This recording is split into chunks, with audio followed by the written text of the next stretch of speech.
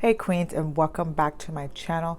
Today I wanted to talk about what it's going to take for you to leave the toxic relationship that you're in. So go ahead and get your crown, put it on, and let's talk about it. Okay, so I get this question a lot. How do I leave a toxic relationship?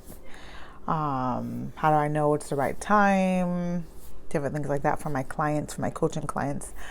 And the truth of the matter is that there's no one particular answer for everyone. There's no one size fits all. Everyone's life is different. Everyone's situation is different.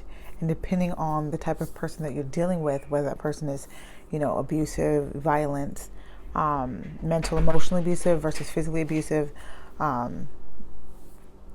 there's really no short answer. But honestly, what it's really going to take is that you decide what you want. Do you want the convenience of being comfortable in what's familiar with, what you're familiar with? Or do you want the temporary pain of detaching yourself from someone that you know is not healthy, but in the end that you have peace, that you have joy? Do you want the superficial, outside, or it looks good on the outside and you have this perfect, or this relationship where you have someone, period. Sometimes maybe it's not even a perfect image. Maybe you just have someone, period, and that's just enough for you, to keep up the image. Or do you want real peace? Do you want real love? And you have to decide that.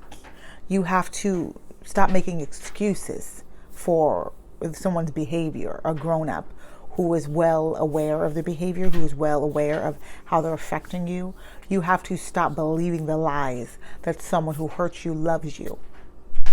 You have to stop believing the lies that someone saying that they love you can replace someone's actual actions of loving you. You have to stop believing the lie that, you can't start over. It's too late for you. You might as well work it out. God is going to fix everything. You're going to pray some more. You're going to do this a little bit more. You're going to lose some weight. You're going to get cute. And you have to stop believing the lie that there's something that you can do that can change them, that can save your relationship. You have to stop playing the superhero and stop letting them play the victim. Because in their book, they're the victim and you're the perpetrator. Because we talk to people, they're not responsible for nothing. They don't take responsibility for the behavior. Y'all gonna have to forgive my hair today. It's just kind of a, last day of spring break, and Mama just hadn't had time to do her hair, taking care of the 7 kids. But they don't want to take responsibility for the behavior, so they're comfortable with making you the villain, and they're comfortable being the victim because that's just what's good for them. Then they get all the pity. They don't have to take any responsibility. They don't have to change. They get to be their sad, pathetic people that they are, which is sad, but honestly, they're sad and pathetic because they choose to be sad and pathetic. Not because I'm being rude or you're being rude and we're calling them names. They're sad and pathetic because they choose to be sad and pathetic. They choose to live sad and pathetic lives, not because they're incapable of doing better, but because that's what they're comfortable of being. They're comfortable living at a low level. And in order to be with them, you have to be comfortable coming down to their level, because they will never rise to the occasion. They will never rise above. They will never become a king. They will never become a queen because they're comfortable being a peasant. To you who thinking that you can turn a peasant into a king, tell me one story where that was true, besides a fairy tale. They will never be comfortable being a king because they are a peasant, or a queen because they are a peasant. Okay? And so you can love somebody, but love them from a distance. You can pray for people, but pray for them from a distance. You can forgive toxic people, but you can forgive them from a distance. Okay? Love yourself. If this is you were looking for a sign, hey, what's my sign that I need to leave this? This is it.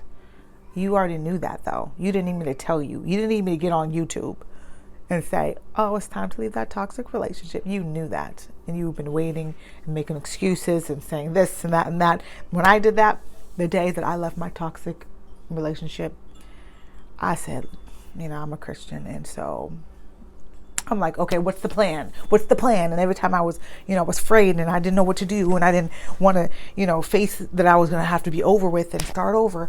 I was like, okay, what's the plan? I need a plan. I need a plan. Let me save money. But in my prayer time that morning before I got up, I said, what's the plan? And God said, I'm the plan. So I'm here to tell you, honey, that you are the plan. God is the plan. You and him going to work it out. And if you don't believe in him, he believes in you, but believe in yourself at least. Believe in yourself.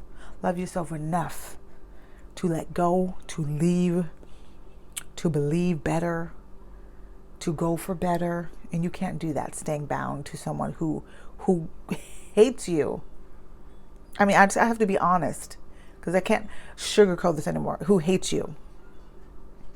Toxic people, they hate. Like, why would someone treat you badly? Why would someone mentally, emotionally, physically abuse someone if they loved you? So what is the opposite of love? What is the opposite of good? Okay, so we have to stop living these fairy tales in our minds that toxic people are these people that we paint and that they are who we thought they were in the beginning, that one day they're going to go back and be those people. They're not. They don't love you. They don't care about you. They care about what you do for them, how you make them look. Maybe you do something for them and that's why they're still there, obviously. But that ain't love, baby. They ain't love, baby girl. Okay? So go ahead and put your imaginary crown on, your worth, your love, your self-worth, your dignity, your self-respect. And do what you need to leave. And what it takes for you to leave that toxic relationship is to know your worth, know your value, and decide that the temporary, satisfaction that you get from them being there, whatever little that they're bringing to your life, doesn't compare to the peace and the hope and the joy that you can have from being free and having someone to truly love you, which is yourself first. Love yourself first.